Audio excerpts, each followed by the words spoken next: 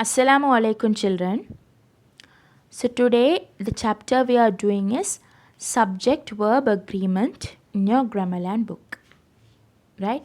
So subject verb agreement means in this chapter we are going to talk about some rules which helps us to write sentences correctly. Now suppose you take a sentence, there will be a subject and a verb compulsorily. So always the verb must agree with the subject. If the subject is singular, the verb also will be singular. If the subject is plural, the verb also will be in plural. Right?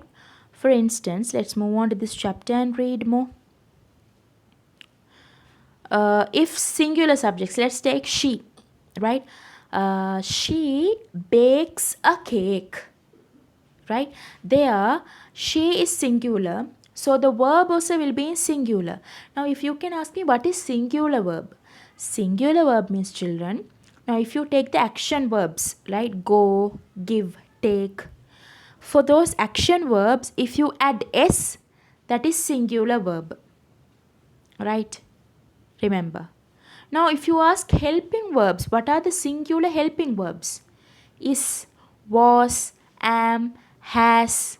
Those four are the singular helping verbs. Right? Singular action verbs are, you have to add s to the main verb, like give, gives. Gives is the singular verb. Right? Now, if the subject is plural, the verb also will be in plural.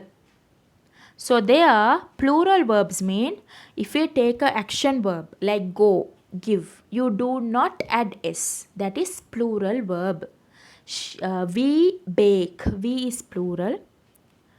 Bake, no s. So there, bake becomes a plural verb. We bake. She grow. Sorry, we draw. They play. Right? I'll read this note given here, right? A verb in a sentence must agree with the subject in number and person. Right? Number means singular or plural. Person means, you don't need to know about that now. That is, we have a first person, second person, third person. That is, we'll study later in a different chapter, right?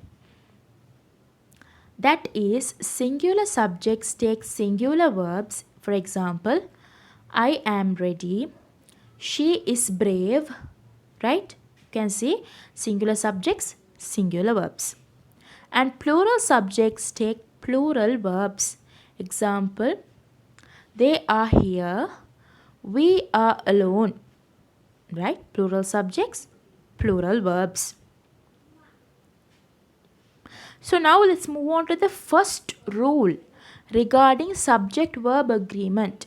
When we write the sentence, the first rule you need to be aware of, right? How the verb will agree with the subject. When two or more subjects are joined by and, the verb will be in plural. For example, 5 cows and 3 pigs are in the closure. Right? So there are children, two subjects. In the first sentence, 5 cows, 3 pigs. Those are the two subjects. Right? So these two subjects are joined by the word and. Right? So the verb will be in plural. Right? This is a basic rule. You might know this by writing sentences, right? So if two subjects are joined by the word and, the verb must be in plural. Right? That is the first rule. Now moving on to the second one, that is indefinite pronouns like each, every, someone, anyone, anybody, everybody, nobody, somebody, right? Everyone, anyone, no one, little less. All those are indefinite pronouns. They are one type of a pronoun. So, if your subject is an indefinite pronoun, the verb will be in singular form. See the example sentence. Everyone is looking forward to it. That is the correct one. Everyone are looking forward to it is wrong. Even though when you read it might look correct, but still it's wrong. We are talking about language here. So here, everyone is looking forward to it, right? Is, the verb must be singular if the subject is indefinite pronoun. This is the second rule, right? Remember this. Now moving on to the third one. Third rule is nouns that look plural in form but are singular in meaning will take a singular verb. Now there are some nouns that might look plural. When you see it might look like plural. Now some people misunderstand those words to be plural also and they use plural verb. But actually even though they look like plural, they are singular. They express about one thing. So you have to use a singular verb only. So here I have given two example sentences, right? Mathematics. Mathematics is a noun that some people misunderstand it as plural because of the s at the end of the verb. But it's wrong. It is singular. Mathematics is singular, right? Single. So the verb also will be singular. Another example is noodles. So some more words I have given, more words are given below. Gymnastics, physics, economics, cards, measles, mumps. Measles and mumps are diseases, names of diseases.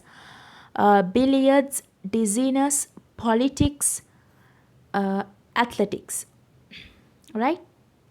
So these nouns, they look like plural but they are singular and they also use a singular verb, right? So that's all for today.